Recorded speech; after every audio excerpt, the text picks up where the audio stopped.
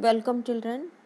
आज हम science sample practice paper का पार्ट 3 करेंगे, जिसमें आपको केस स्टडी पर आधारित प्रश्नों के उत्तर देने हैं। यहाँ पर पहला आपका टॉपिक है। यहाँ आपको एक पैराग्राफ दिया जाएगा। उस पैराग्राफ को पढ़ के आपको नीचे लिखे हुए क्वेश्चंस में से सही आंसर के विकल्प को चुनकर उसको गोले को काला करना है। तो आपका जो टॉपिक है यहाँ पर, जिस पर आपको पैराग्राफ दिया जाएगा, यहाँ पर मैंने पैराग्राफ नहीं आपके लिए लिखा है पूरा, मगर आपको टॉपिक बता देती हूँ उस पैराग्राफ का, वायुमंडलीय अपवर्तन। तो पहला टॉपिक आपका वायुमंडलीय अपवर्तन है। इसका पैराग्राफ दिया जाएगा, उसे पढ़ के आपको आंसर देने हैं। क्वेश्चन 49 आपसे पूछा गया है, वायुमंडलीय अपवर्तन के कारण दिन की अवधि क्या हो जाती है? बढ़ जाती है, बी घट जाती है, सी एक सी रहती है और डी उपरोक्त सभी। तो बच्चों, इसका करेक्ट आंसर क्या आएगा? इसका करेक्ट आंसर आएगा वायुमंडलीय अपवर्तन के कारण दिन की अवधि बढ़ जाती है थोड़ी सी। क्वेश्चन नंबर 50, वायुमंडल की अनुपस्थिति में आसमान का रंग कैसा प्रतीत होता है? तो बच्चों, अगर वायुमंडल नहीं होगा तो आसमान का रंग आपको कैसा दिखेगा? नीला, बी काला, सी लाल और डी पीला। तो इसका करेक्ट आंसर क्या है? अगर वायुमंडल नहीं होगा तो प्रकाश का प्रकीर्णन नहीं होगा और हमें आसमान काले रंग का दिखाई देगा।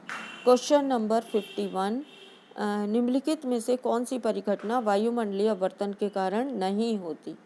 तो कौन सी परिघटना नहीं होती? 4 आपको दी हुई है। ए तारों का टिमटिमाना, बी अग्रिम सूर्योदय, सी इंद्रधनुष का बनना और डी विलंबित सूर्यास्त। तो बच्चों, तारों का टिमटिमाना, अग्रिम और विलंबित सूर्यास्त, ये तीनों घटनाएं वायुमंडलीय अपवर्तन के कारण होती हैं। तो नहीं होती का आंसर क्या आएगा बच्चों? आपका नहीं होती का आंसर आएगा सी, इंद्रधनुष का बनना। तो करेक्ट आंसर इसका क्या लिखेंगे आप? इंद्रधनुष का बनना। नेक्स्ट क्वेश्चन है आपका, गहरे समुद्र में पानी के नीले रंग का कारण। जो गहरा समुद्र है उसको अगर आप देखेंगे तो आपको पानी नीले रंग का दिखाई देगा। आपको बताना है ऐसा क्यों होता है।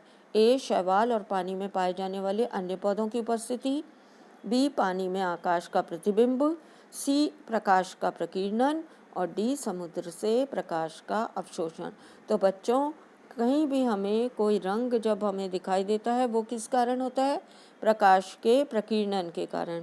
तो करेक्ट आंसर इसका कौन सा आएगा? सी, प्रकाश का प्रकीर्णन। इसके अलावा आसमान नीला क्यों दिखता है, उसका कारण भी प्रकाश प्रकीर्णन होता है। सूर्योदय और सूर्यास्त के समय लाल रंग क्यों दिखाई देता है, वो भी प्रकाश प्रकीर्णन पर आधारित है। तो इसका करेक्ट आंसर है प्रकाश का प्रकीर्णन।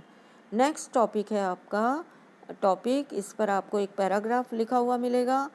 टॉपिक का जो मेन ऑब्जेक्टिव है वो है तत्व के ऊपर, धातु और अधातुओं के ऊपर आपको एक पैराग्राफ पढ़ना होगा। पैराग्राफ पढ़ के इन प्रश्नों के उत्तर देने हैं। तो प्रश्न आपसे क्या पूछा गया है? निम्नलिखित में कौन सी धातु विद्युत की सबसे अच्छी चालक है? सबसे अच्छी चालक, धातुएं चालक होती हैं विद्युत की, पर सबसे अच्छी चालक आपको निकालनी है। ए चांदी, बी प्लेटिनम, सी आयरन और डी मरकरी। तो बच्चों, इसमें सबसे अच्छी चालक का नाम है चांदी। चांदी और कॉपर दोनों बहुत अच्छी चालक हैं विद्युत की। तो करेक्ट आंसर आप टिक करेंगे चांदी। क्वेश्चन नंबर 54, निम्नलिखित में से कौन सी धातुएं अत्यधिक तन्य और आघात वर्धनीय हैं? यहाँ पर 4 धातुओं के आपको नाम दिए हैं, सोडियम, सोना, पोटेशियम और चांदी। आपको बताना है कि इनमें से कौन कौन सी धातुएं अधिक तन्य और आघात वर्धनीय हैं। ए ऑप्शन में आपको कहा गया है 1 और 2 यानी सोडियम और सोना। बी में आपको 2 और 3 यानी सोना और पोटेशियम। 3 में आपको 3 और 4 दिए हैं, 3 और 4 का मतलब है पोटेशियम और चांदी। और 4 में आपको सेकंड और फोर्थ दिया। सेकंड और फोर्थ कौन सी धातुएं हो गई? सोना और चांदी। तो बच्चों, बहुत अच्छी आघातवर्धनीय और तन्य धातु होती हैं, सोना और चांदी। तो करेक्ट आंसर कौन सा आएगा इसका? डी, सेकंड एंड फोर्थ, सोना एंड चांदी। तो सेकंड एंड फोर्थ जो है वो करेक्ट आंसर आएगा, पार्ट डी। नेक्स्ट क्वेश्चन है आपका क्वेश्चन नंबर 55। आपसे पूछा गया है निम्नलिखित में से कौन सी धातु तरल अवस्था में पाई जाती है जिसका उपयोग थर्मामीटर में भी किया जाता है। तो बच्चों, कौन सी धातु है जिसका उपयोग हम थर्मामीटर में करते हैं? आप सभी को पता है। यहाँ पर आपको 4 धातुओं के नाम दिए हैं, सोडियम, मरकरी, जिसको पारा भी कहते हैं, चांदी और पोटेशियम। आपको करेक्ट आंसर इनमें से छांटना है। A 1 and 3, B second and third. Second क्या है? मरकरी और थर्ड चांदी। सी केवल सेकंड और डी केवल थर्ड। तो बच्चों, वो सिर्फ धातु होती है मरकरी या पारा, जिसका प्रयोग हम क्या करते हैं? थर्मामीटर में करते हैं, और जो ऑर्डिनरी टेम्परेचर पर तरल अवस्था में या द्रव अवस्था में पाई जाती है वो मरकरी है। तो आंसर कौन सा आप टिक करेंगे इसमें? केवल सेकंड। आंसर सी को टिक करके आएंगे या काला करके आएंगे, जिसमें लिखा है केवल सेकंड, मरकरी। क्वेश्चन 56। सोडियम एक तत्व है जो डैश और धन आयन बनाता है। जो डैश क्या करके? इलेक्ट्रॉन त्याग कर, इलेक्ट्रॉन ग्रहण कर, ए और बी दोनों, और उपरोक्त सब क्या करके धन आयन बनाता है? सोडियम एक तत्व है जो क्या करता है बच्चों? अपने में से इलेक्ट्रॉन को निकाल देता है। तो करेक्ट आंसर क्या आना चाहिए? इलेक्ट्रॉन त्याग कर धन आयन बनाता है। इलेक्ट्रॉन त्याग करता है और धन आयन बनाता है।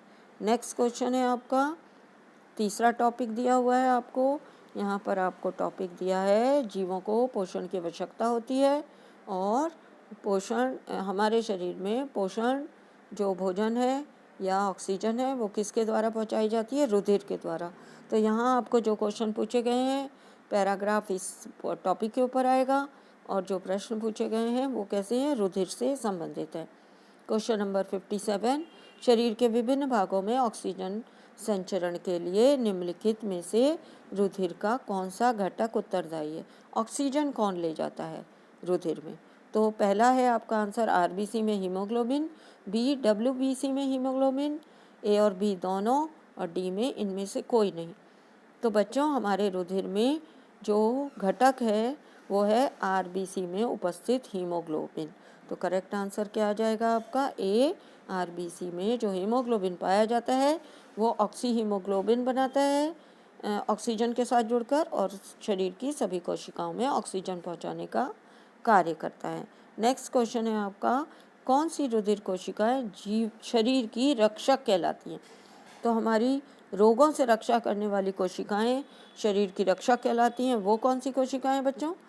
श्वेत रक्त कणिकाएं, श्वेत रुधिर कणिकाएं जो हैं वो हमारी रोगों से रक्षा करती हैं, या हमारे शरीर में प्रवेश करने वाले जीवाणु या वायरस या अन्य जो कवक आदि सूक्ष्म जीव पहुंचते हैं उनसे लड़ती हैं, उन्हें मारती हैं और हमारे शरीर की रक्षा करती हैं। इसीलिए हम इनको क्या कहते हैं? शरीर की रक्षक कोशिकाएं कहलाती हैं, रुधिर में उपस्थित होती हैं। ये कौन सी हैं बच्चों? बी, श्वेत रुधिर कणिकाएं।